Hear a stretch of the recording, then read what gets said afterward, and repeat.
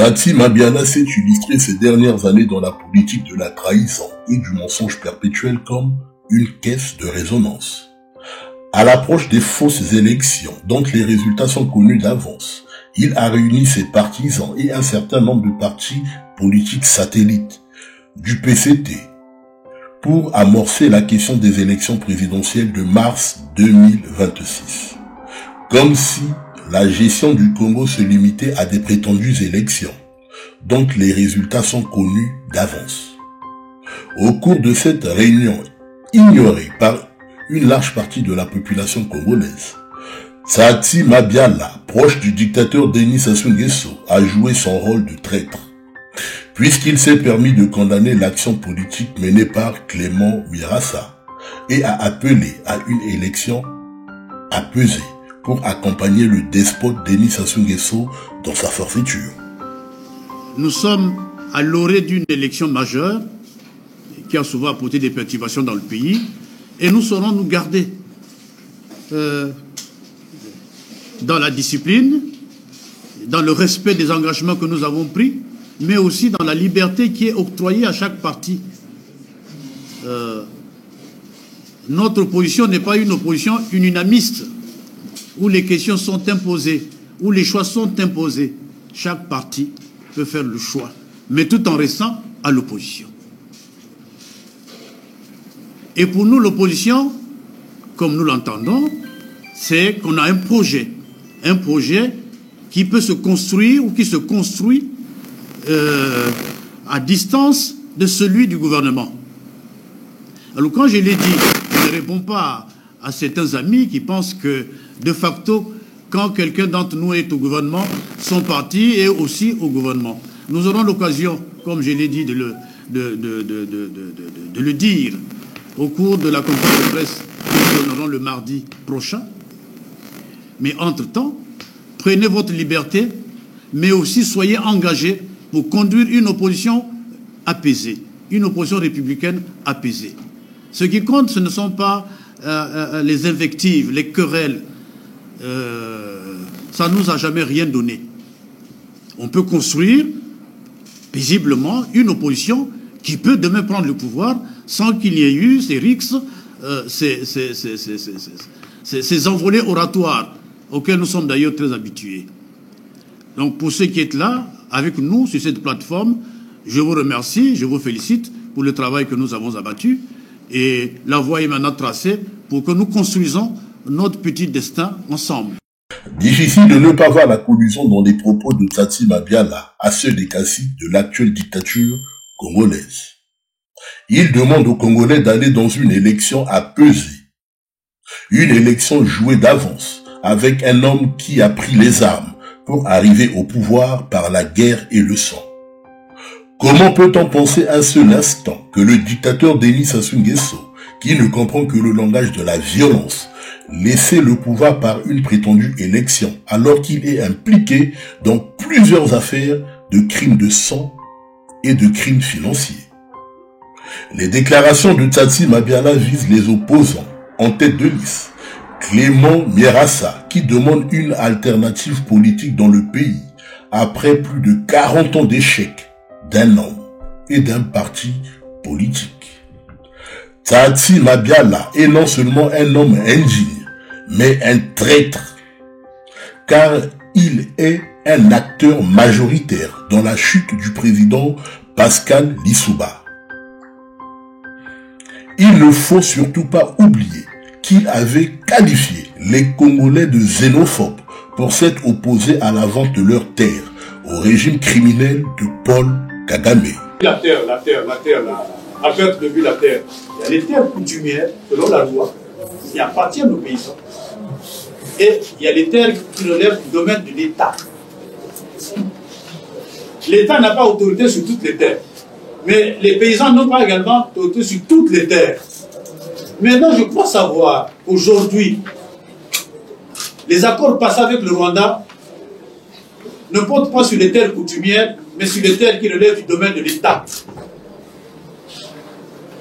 L'État propriétaire de son patrimoine terrien, vous trouvez un partenaire, fut-il rwandais, fut-il français, pour s'associer et créer une société mixte ou société de droit congolais qui embauche des jeunes congolais pour faire de l'activité agricole. Creusons d'abord, si c'est ça, nous en disons peut-être trop, mais les paysans n'ont pas encore été touchés directement. Pas encore. Peut-être le seront. Pour le moment, ce qui est en jeu, ce sont les terres, dit-on, les terres qui relèvent du domaine de l'État, mais pas les terres coutumières. Maintenant, on dit oui, peu importe, ce sont les terres du Congo. On ne veut pas voir les Rwandais ici. Attention, on n'est pas loin maintenant de la xénophobie, là. On n'est pas loin. Les Congolais méritent mieux qu'un homme aussi minable que Tsatsi Mabiala.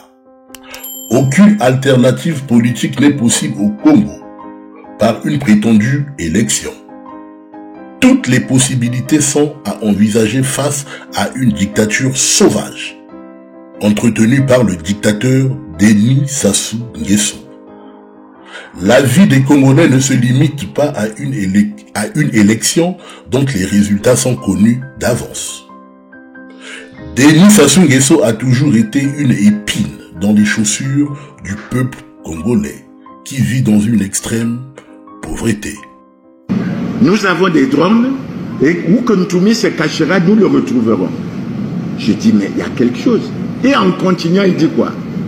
Tous les opposants qui bénéficient d'un traitement du pouvoir doivent se tenir à carreau et soutenir le pouvoir, parce que s'ils ne le font pas, ils subiront le sort que certains ont eu à subir.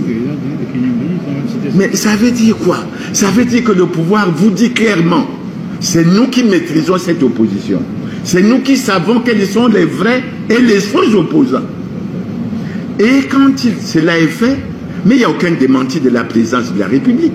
Ça veut dire quoi? Ça veut dire que le président Denis Sassou Nguesso et son pouvoir reconnaissent aujourd'hui qu'il y a dans ce pays une démarche de corruption et d'achat de conscience pour faire en sorte que le véritable combat que nous menons soit pratiquement dévié, et ça pose un certain nombre de problèmes. Ça, c'est le premier cas.